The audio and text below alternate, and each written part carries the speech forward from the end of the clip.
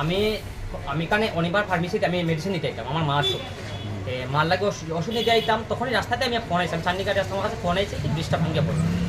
তারপরে আমি এখানে আইসি, যখন ব্রিজটা দেখতে আইসি, আওয়ার পরে আমি কথাবার্তা বলছি, দেখছি এইটা তো এই ধরনের মানে আমার বিগত 2 বছর আগে আমরা লোকচরের ব্রিজটাও ক্র্যাক হয়েছে, আপনারা জানেন। এই ওভারলোডের গাড়ির কারণে, গাড়ি বুঝের কারণে বড় বড় ওভারলোডের গাড়ি যায়, যেগুলো ডাম্পার টিপার যায়, গিয়ে আমাদের লোকচর ব্রিজটাও ভাঙছে। আজকে আমাদের লোকচর রাস্তাটাও খুব অবস্থা খারাপ। তো এটার বিষয়ে আমি পাবলিকের লোকে জাস্ট এই বিষয়ে ডিসকাস করতে আসলাম। তো ডিসকাস করতে এই বিষয় নিয়ে কথা কইতে আসলাম, তখনই একজনে আমার পিছন থেকে খুব বেশি গালাগালি করছে। নাম হইলো সৌরভ দাস। কথা হয়েছে যে আমি তো এখানে নাম লইছি না, ঠিক আছে, আমি তো নাম লইছি না, কারো কিছু কইছে না। জাস্ট এটা হইলো কি, আমি যে গাইছি ঠাকুরগড় রেখে, একজনে উঠিয়া কইছে মা আমি তো কলা খাইনি। যেখানে হয়েছে যে কুপন ঠাকুরগড় রেখে, আর কুপনে উঠিয়া কইছে আমি তো কলা খাইনি। তার মানে কিটা? আমি তো এখানে কেউ নাম কইছি না যে এই ব্রিজটা ভাঙলো কীরকম, কীভাবে এই হইলো, খেয়ে জড়িত, আমি কিছু কইছি না। আমি জাস্ট পাবলিকের কাছে এই জিনিসটা কথা তুলে ধরলাম। তখনই একজনে উঠি আমার তুচ্ছ গালাগালি করছে, মারি দিমি ভিটির নাম হলো Sourav Das, GP president, Gandhinagar GP president. খুব তুচ্ছবাচ্য করছে। আমরা সোশ্যাল মিডিয়ার মাধ্যমে ভিডিওটা দেখতে পারবা, আমার এই ভিডিওটা দেখতে পারবা। খুব গালাগালি করছে আমার লোকে। তারপরে আমিও করছি, আমি আমার কথা রাখছি। তারপরে গেছে কি কত হইলো দেখুন, আজকে আপনারা দুলপচর থেকে স্টার্ট করে আলিপুর পর্যন্ত দেখতে পারবা রাস্তার কি বেহাল অবস্থা। মানুষ ঘরে ঘুমাইতে পারে না এই গাড়ির লাগে। রাত্রে 12টা 1টা 2টা পর্যন্ত, সকাল পর্যন্ত কন্টিনিউ গাড়ি যায়, কন্টিনিউ ওভারলোডের গাড়ি যায়। যারা গিয়া রাস্তা খারাপ করছে এই ওভারলোডের গাড়ি সব কিছু, এরা লাগে জিম্মেদার খারাপ। আর এই যে আজকে প্রথমে লোকচরের একটা ব্রিজ ভাঙলো, অত বড় ব্রিজটা ভাঙিয়া একটা লোকচরের ব্রিজের অত বড় ক্ষতি হলো। আজকে 2 বছর থেকে ব্রিজ বনে না। আমরা দেখলাম এই সরকারের এত উন্নয়ন করেন, আমরাও ভালো লাগে দেশে উন্নয়নের, কিন্তু আমার কনস্টিটিউন্সিতে উন্নয়ন কই ওর? আমার তো সব সোশ্যাল মিডিয়াতে দেখা যায় উন্নয়ন ওর, সোশ্যাল মিডিয়াতে দেখা যায় খালি উন্নয়ন। বাস্তব জীবনে উন্নয়ন কই?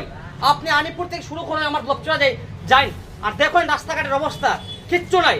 একটা আজকে লোকচরা থেকে আমি এখন করিমগঞ্জে যাইতাম, শ্রীভূমিতে যাইতাম, আমি রাস্তা বাইরে না যাইতাম, আইসি আধা ঘন্টা দাঁড়াই, এখন আইতে লাগছে আমি ব্রিজের মধ্যে। আমরা এইদিকেও ব্রিজ ভাঙা, এইদিকেও ব্রিজ ভাঙা। আমরা লোকচরা সাইডে মানুষেরা যে আজকে লোকচরা নাবি, এটা হলো নাবি, আলিপুরটা হলো এটা নাবি। এই নাবি না যাইতাম কিরকম, আমরা কিরকম যেতাম করিমগঞ্জে, আপনারা নিজে কই। এই অবস্থা, তার মধ্যে আমার বাকিরা তুচ্ছবাচ্য করে, রিও করে।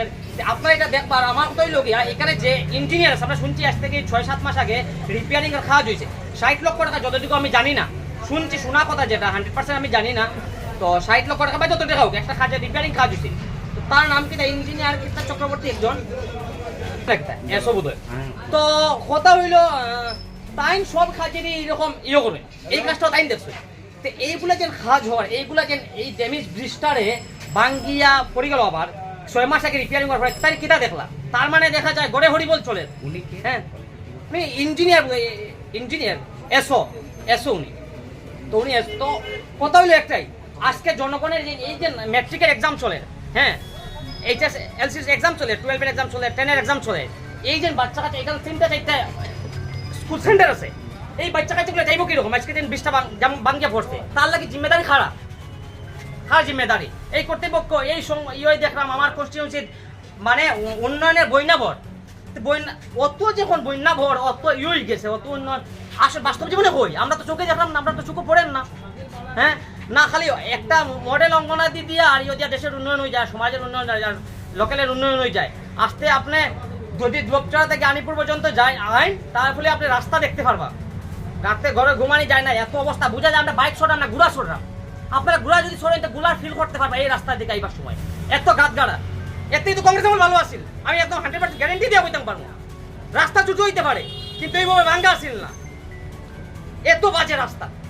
তো আমার প্রশাসনের কাছে, আমার কর্তৃপক্ষের কাছে একটাই দাবি, আপনারা অতি সত্ত্বর রাস্তা ঠিক করে দিন। যদি হয় না তো আমরা রাস্তায় নামবো আগামী দিনে, কারণ আমরা জর্জরিত এই কথাগুলো হইতে লাগে।